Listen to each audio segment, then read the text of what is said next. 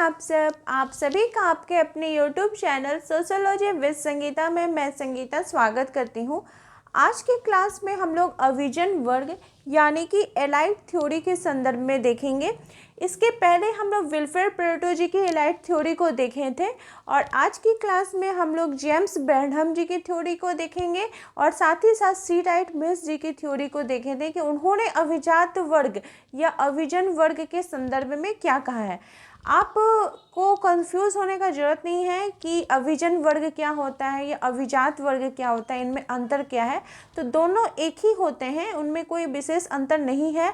आपको कहीं अविजन वर्ग देखने को मिलेगा, कहीं अभिजात वर्ग देखने को मिलेगा, कहीं आप विशिष्ट वर्ग के नाम से भी इसे देख सकते हैं, कहीं एलाइट थ्योरी के नाम से भी देख सकते हैं और कहीं प्रभु जाति के नाम से भी इसे देखा जा सकता है। तो चलिए इन दोनों थिंकर्स की हम लोग थ्योरी को देखते हैं कि आखिर उनका मोटो क्या है, वो क्या बताना चाहते हैं अपने अविजन वर्ग के सिद्धांत में। तो सबसे पहला जो बात आता है वह है जेम्स बेंथम जी का। इनकी जो बुक थी द मैनेजरियल रिवॉल्यूशन यानी कि जो मैनेजरियल क्रांति, इस बुक की रचना इन्होंने 1931 में की थी। इसमें वो जो अपनी थ्योरी थी एलाइट थ्योरी, इसमें वे किससे प्रभावित होकर लिखे थे, किसके पर्सपेक्टिव से, तो वो मार्क्सिस्ट पर्सपेक्टिव से प्रभावित होकर अपनी थ्योरी को उन्होंने दिया था। उनके अनुसार कि जो कैपिटलिज्म है वो क्या हो जाता है कि ओरिजिनल कौन उसके मालिक हो जाते हैं, तो जो मैनेजर हो जाते हैं वो हो जाता है। क्यों बताया कि कोई अगर व्यक्ति कोई बिजनेस को स्टार्ट करना चाहता है, कोई बिजनेस चलाता है, तो वो बहुत ही अच्छे प्रकार से चलाता है, उसका बिजनेस जो मालिक होता है उसको बहुत अच्छा चलता है। तो धीरे धीरे जब उसकी बिजनेस फैलने लगता है, कोई उसका व्यापार फैलने लगता है, तो उसको ये महसूस होती है कि वो एक प्रोफेशनल मैनेजर को रखे जो कि उसके बिजनेस की देखभाल करे, उसे अच्छे प्रकार से चला सके। तो फिर धीरे धीरे क्या होता है, जो कैपिटलिस्ट होता है वो हट जाता है और उसके ऊपर रूल्ड कौन कर जाता है, उसको कौन डिस्प्लेस कर देता है, तो जो मैनेजर होते हैं, जो मैनेजर हेड होते हैं, जो प्रोफेशनल मैनेजर होते हैं, वो उसको डिप्लेस करके खुद हेड हो जाते हैं। वे सारे फैसले लेने लगते हैं कि किस प्रकार से किसको कितना परसेंटेज देना चाहिए, कौन सा बिजनेस करने से अच्छा होगा, ये सभी चीज़ों के बारे में वो फैसला करने लगते हैं। इसमें बोला जा रहा है कि when their business grow they left it to a professional manager. जब उनका कोई बिजनेसमैन का बिजनेस पूरा अच्छे प्रकार से ग्रो कर जाता है, तो वो अपना बिजनेस को किसको दे देते हैं, तो प्रोफेशनल मैनेजर को दे देते हैं।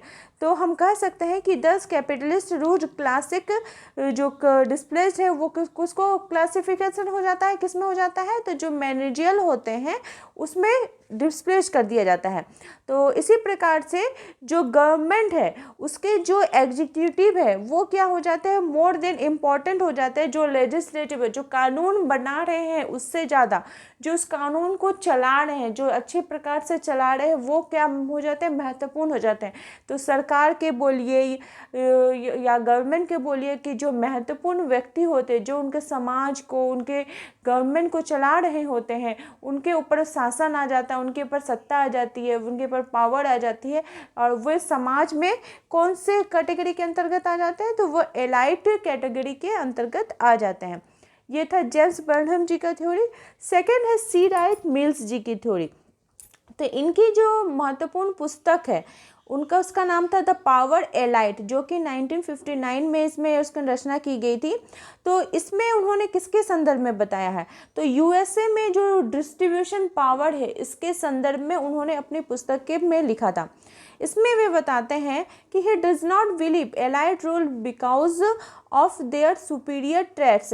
वे ये नहीं देखते हैं कि जो एलाइट हैं वो अपने कुछ विशेष गुण के कारण होंगे, बल्कि जो इस सोसाइटी को जो रूल कर रहे हैं, जो इस सोसाइटी को चला रहे हैं, उसमें से वो तीन जो कैटेगरी, जो तीन एलाइट वर्ग के लोग होते हैं जो इस समाज को यानी अमेरिका के समाज को चला रहे हैं, वो क्या हो जाते हैं, एलाइट पावर के अंतर्गत ही आ जाते हैं। वे कौन कौन से हैं, तो वे मिलिट्री है, फेडरल गवर्नमेंट है और आपका कॉरपोरेशन है। तो ये तीनों जो वर्ग है, ये समूह है, वो क्या कर रहा है, अपना कंट्रीब्यूट करके और एक दूसरे के सहयोग से जो अमेरिका को बेहतर ढंग से चला रहा है, और वही किसके अंतर्गत आ जाएंगे, पावर एलाइट के अंतर्गत आ जाएंगे।